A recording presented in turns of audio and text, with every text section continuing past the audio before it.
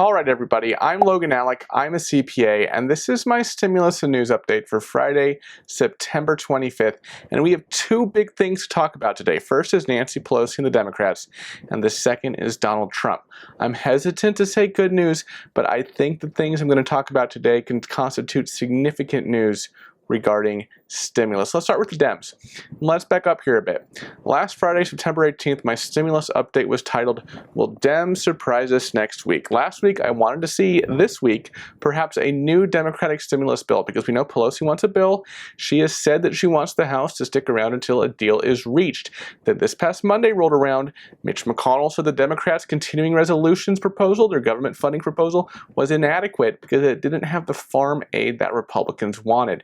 Then on Tuesday, this past Tuesday, the news broke that Democrats and Republicans agreed on the government funding. The farm aid was in there along with the food assistance, and the House passed the continuing resolutions bill.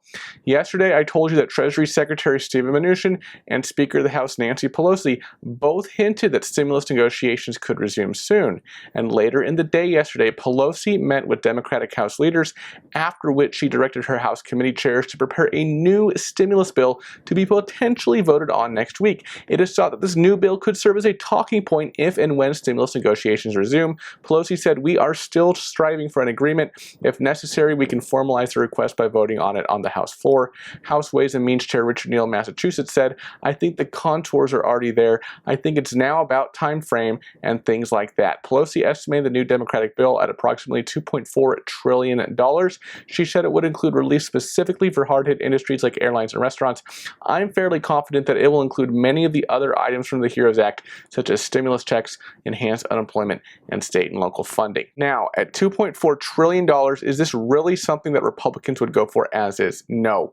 The top Republican in the House, Kevin McCarthy, said that the Democrats crafting their own new bill shows again that Pelosi is not serious about getting a COVID relief bill, that she's just playing politics. So I think above all, this Democratic bill obviously serves the purpose of allowing House Democrats to go back home before the election and say, look, we tried in May with the HEROES Act, and we tried again in September with this bill, but the Republicans just wouldn't have it.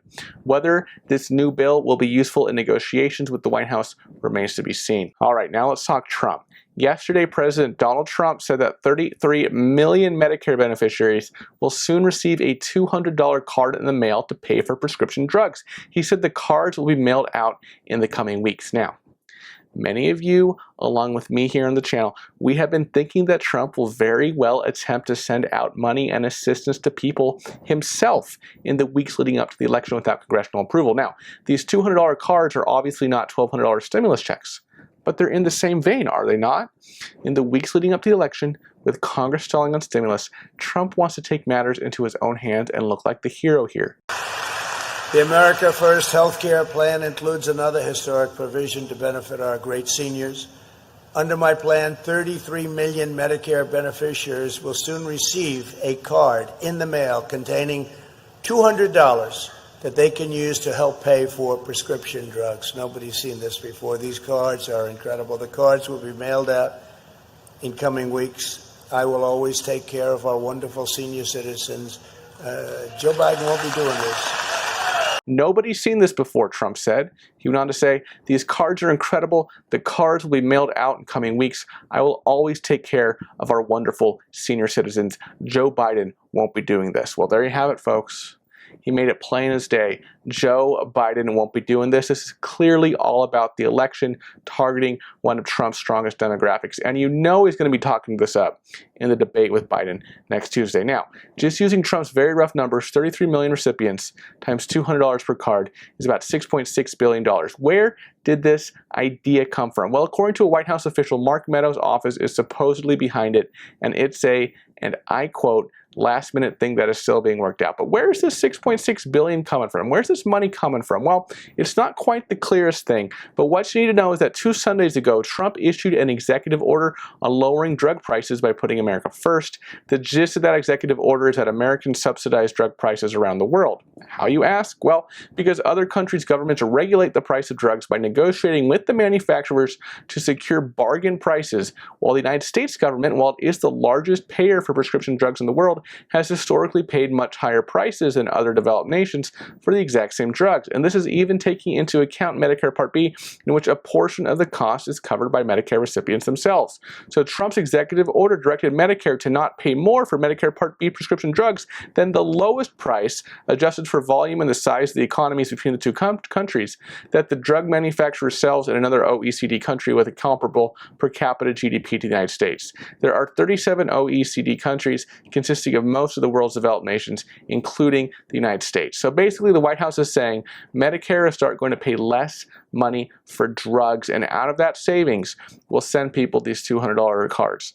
But this executive order was issued 12 days ago. There's no savings yet. So with these $200 cards, it appears that Trump is sending out money he doesn't have. He wants to send money in the next few weeks out of potential savings that don't even exist yet. This is spectacular, folks. I mean, here we have Trump really doing his darndest a little bit before the election to provide his own stimulus of sorts. And like we said here on the channel, what can the Democrats do even if they have a good legal case to stop him? What are they going to do? Say, nope, nope, nope. We don't want folks on Medicare to get $200 from the government to pay for prescription drugs. We just can't have that. Sorry.